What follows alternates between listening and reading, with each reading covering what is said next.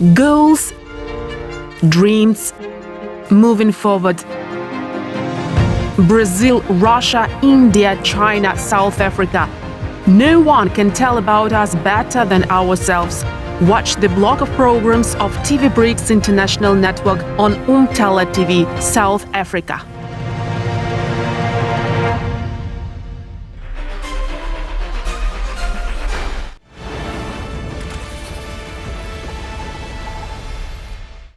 Anwar Ibrahim is the Prime Minister of Malaysia. He is graduate of the University of Malaya. He was first elected as a Member of Parliament in 1982. During his political career, he headed various ministries: agriculture, education, finance, as well as the Ministry of Culture, Sport and Youth. Proposed a number of landmark initiatives, including reviving the idea of an Asian monetary fund. Good afternoon, Mr. Prime Minister. Absolutely. In 2025, Malaysia was granted the status of the BRICS partner country. What does this status mean, and what opportunities does it bring for both BRICS and Malaysia?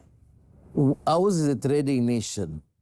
ASEAN takes that position of centrality, which means we should engage with all countries. And BRICS means a new adventure initiative as a cohesive force within the global south, so that we decide for one another, we assist and negotiate with the rest. And I think that shows that there is an interest to protect our turf, at the same time collaborate with the others. BRICS ties will surely impact the economy. What are Malaysia's top priorities for the further economy development in the coming years, and which sectors do you intend to develop first? Well, right now, the focus, of course, on digital transformation, connectivity, massive investments in data centers and AI. And as you know, Malaysia now is the hub in the region for semiconductor, AI, data centers. And then we embark on energy transition. As you know, we work with our neighbors in ASEAN with that purpose and starting to implement now of energy power grid for the whole sub-region.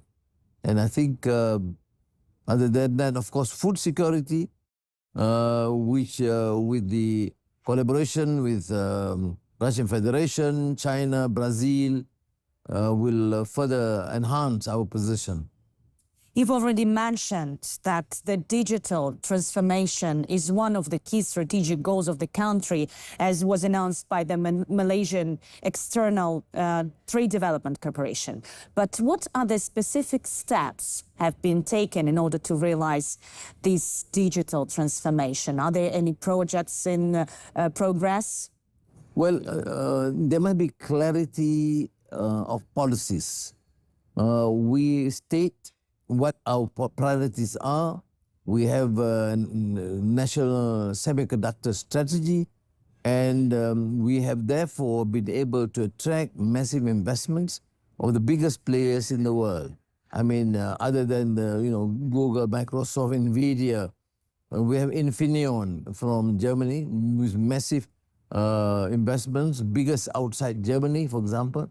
So we have, fortunately, no difficulty in attracting investments. We have to be more efficient, more attractive, at the same time train our personnel, their talent. And this happens to be one of my discussions and priorities whenever I visit, say now, Russian Federation, prior to that, China, Japan, or Korea, Brazil, for the BRICS summit.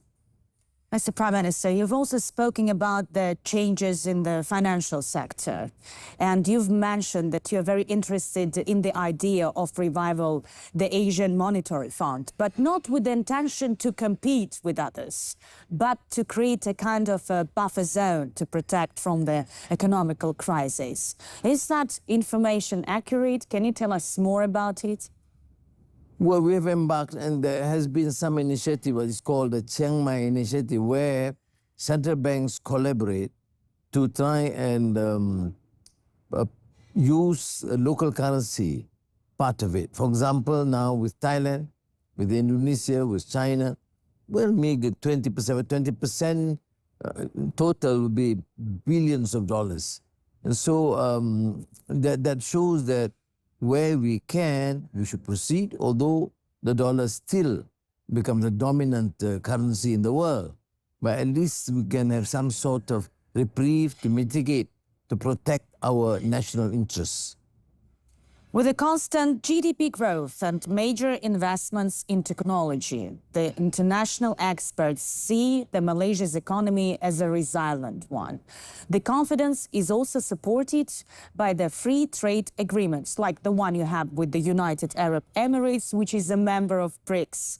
And what these agreements, free trade agreements, what do they involve? And are there any similar agreements planned with other BRICS or BRICS Plus countries? Well, of course, there is an advantage because the BRICS is now focusing on the need to enhance trade within the countries in the global south. Now, free trade agreement is, of course, a very practical, effective mechanism which are put in place to ensure that we can have a free flow of goods and products. We have done so with many countries. Now, EU, after all this, after the Trump tariff policies, have now been very proactive in terms of encouraging FTA with Malaysia and hopefully with ASEAN. We have done so with the United Kingdom. So it takes a very sort of a practical, pragmatic approach. But the strength in BRICS is, of course, it caters for the needs, particular needs of those involved in the production of either materials, petrochemical, gas, food products, which normally is at a disadvantage. So I think what the BRICS leaders and experts are trying to attempt is to arrange, to promote some sort of agreements where we can interact and trade with one another more effectively. In addition to becoming a BRICS partner country, this year, Malaysia hosts ASEAN chairmanship in 2025. What are the main issues the Southeast nations are going to be focused during this chairmanship? Well, we are fortunate because at the end of May, we are hosting the ASEAN meeting, focusing on the economy, and to be joined by the GCC. So all the 6 Arab countries in the Gulf will participate, and which then follows up with China as an economic summit to focus on the economy. That shows that our focus is back on the economic fundamentals. Then at the end of the year, of course, the annual heads of government, plus East Asian economies, United States, India, Australia, New Zealand, and of course, United States. So I think it is going to be a major activity where we can leave getting our trading partners, our ASEAN in particular, and those who are having good relation with us, to refocus on the economy and to work to support a rule-based multilateral arrangements. And I think that the spirit of ASEAN, the spirit of BRICS, to not to be subjected to unilateral actions of any particular country.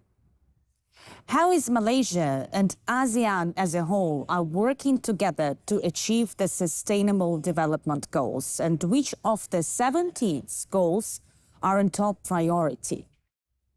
Well, we are fortunate because as a sub-region, probably ASEAN is the most peaceful, the most vibrant economically, and therefore our focus, as I've said, number one is economic fundamentals, but it includes, of course, the interest to make sure that we achieve the sustainable goals. That is why I mentioned about the grid.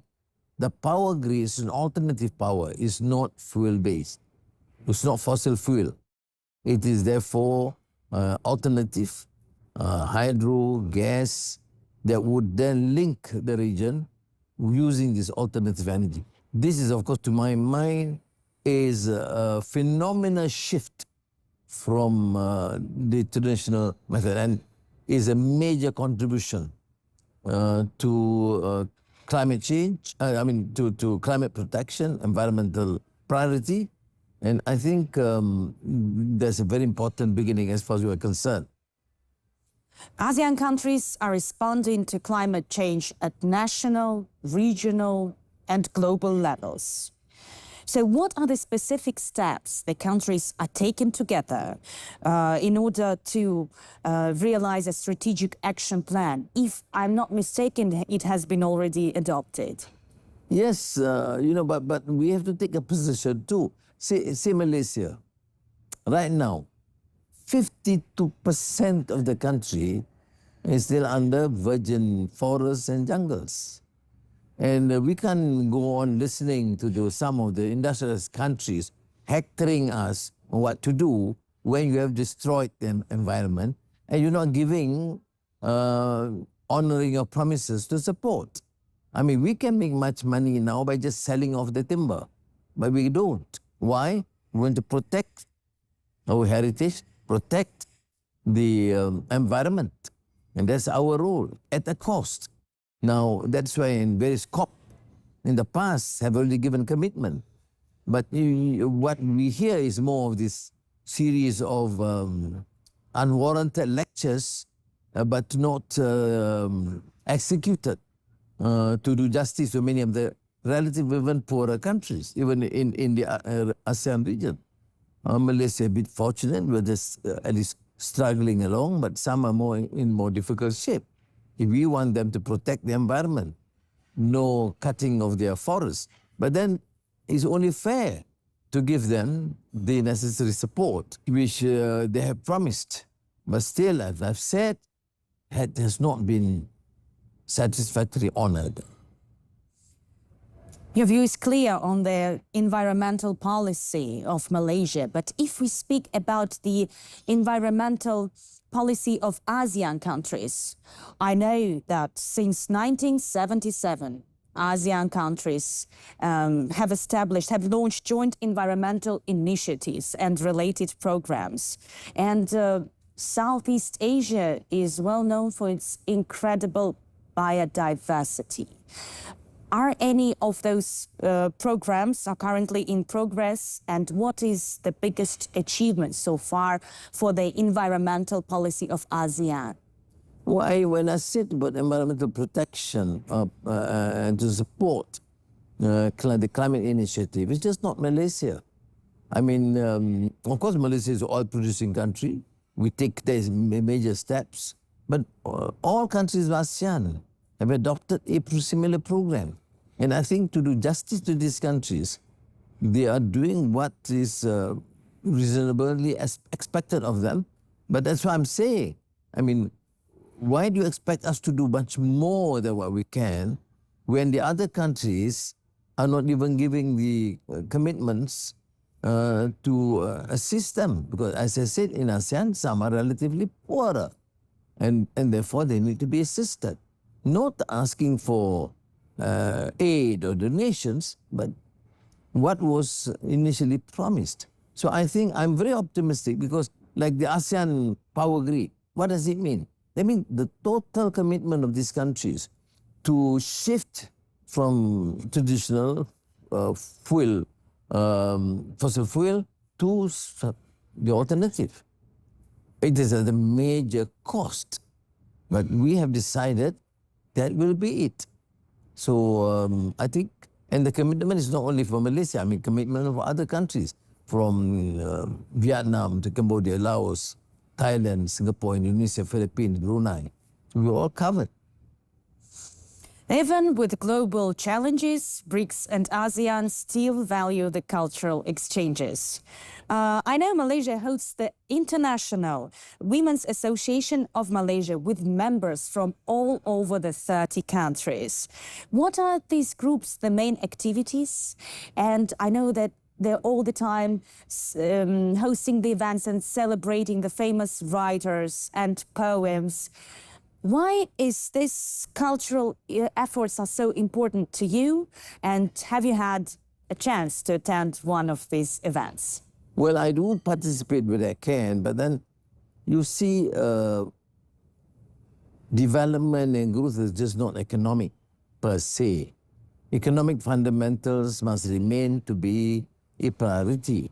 But you must realize that we are talking about human development. You're talking about values. You're talking about justice.